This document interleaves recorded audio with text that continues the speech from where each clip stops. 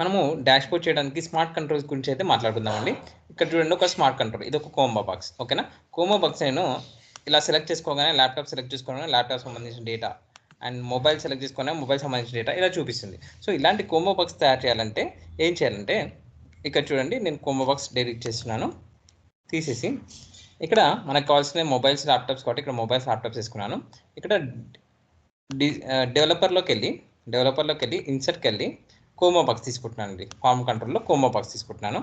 తీసుకొని మనకు కావాల్సిన సైజులో, ఇలా కొంచెం పెద్దగా అయినా చిన్నగా కావాల్సిన సైజులో ఇచ్చేసి దానికి రైట్ క్లిక్ ఇస్తున్నాను అండి. రైట్ క్లిక్ ఇచ్చేసి ఫార్మాట్ కంట్రోల్ ఉంది కదా, ఫార్మాట్ కంట్రోల్లోకి వెళ్ళి ఇన్పుట్ రేంజ్ అంటే దాంట్లో మనము మొబైల్స్ ల్యాప్టాప్స్ ఎన్ని టైప్స్ ఇవ్వాలనుకుంటున్నామో అన్ని టైప్స్ మొబైల్ ల్యాప్టాప్స్. ఓకేనా, ఇంకా లిస్ట్ ఉంటే అది. ఓకేనా, అలా ఇచ్చేసి ఇన్పుట్ రేంజ్ ఇచ్చేసి సెల్ లింక్ అంటే మనం మొబైల్ సెలెక్ట్ చేసుకున్నప్పుడు అది ఎన్నోది అండ్ ల్యాప్టాప్ సెలెక్ట్ చేసుకున్నప్పుడు ఎన్నోది అనేది చూపిస్తుంది అనమాట. ఆ సెల్ లింక్ అనేది ఇక్కడ ఇచ్చేస్తున్నాను.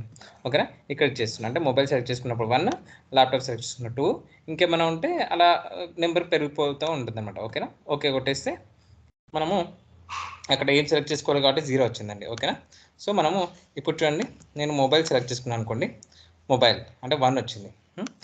ల్యాప్టాప్ సెలెక్ట్ చేసుకున్నాను అనుకోండి 2 వచ్చింది. ఓకేనా, ఈ 1, 2ని నేను ఇక్కడ వీలుకప్కి కనెక్ట్ చేశాను. ఎలా అంటే వీలుకప్ అండ్ ఇండెక్స్ నెంబర్ 2 ఇస్తాం కదా, మనకు మొబైల్స్ కావాలంటే 2 కావాలి కదా, అండ్ 2 బదులు ఇక్కడ 1 ఉంది కదా, దీనికి +1 కలిపాను అనమాట.